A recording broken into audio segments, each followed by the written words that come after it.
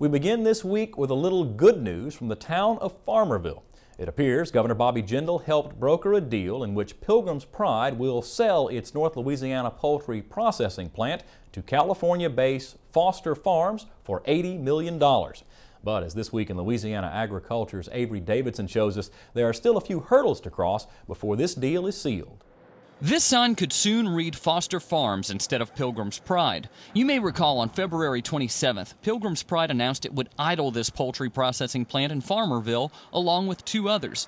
It's a day Mayor Stein Bachman will never forget. I don't think that very many people here will ever forget the 3 weeks that we have been through. For poultry growers like Thomas Wade, it was 3 weeks where his livelihood was in doubt.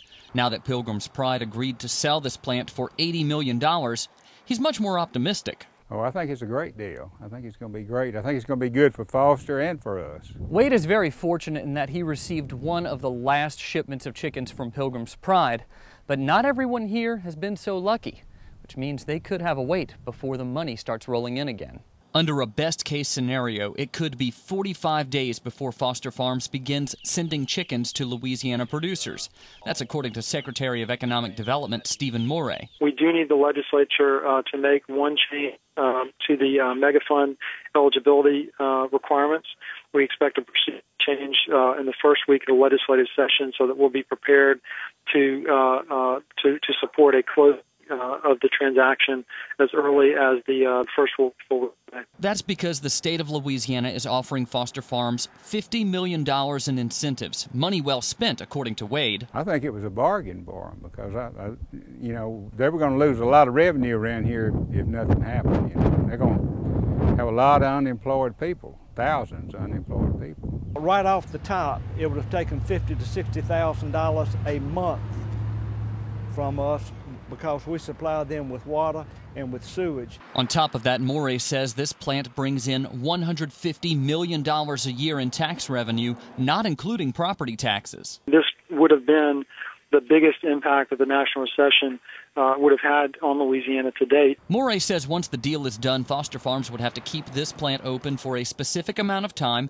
and keep employment levels constant, or else Foster Farms would have to pay back a portion of that $50 million. As for Pilgrim's Pride other poultry processing plant, on Natchitoches, we have offered significant incentives for them to maintain and increase employment back to full employment at that facility. We're in discussions with Pilgrim's Pride on that incentive package as we speak.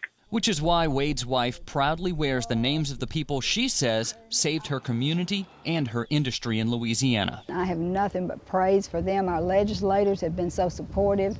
Anything they could do, they have just gone to the wire for us. And because of that, poultry growers like the Wades might not be hanging on by a thread. In Farmerville, I'm Avery Davidson for This Week in Louisiana Agriculture.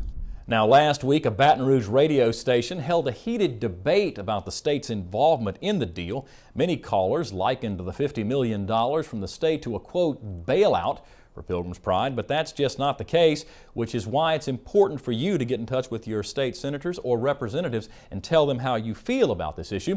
To find out how to contact your legislator, click on over to our website, twilatv.org, and we'll link you to the Louisiana Legislature.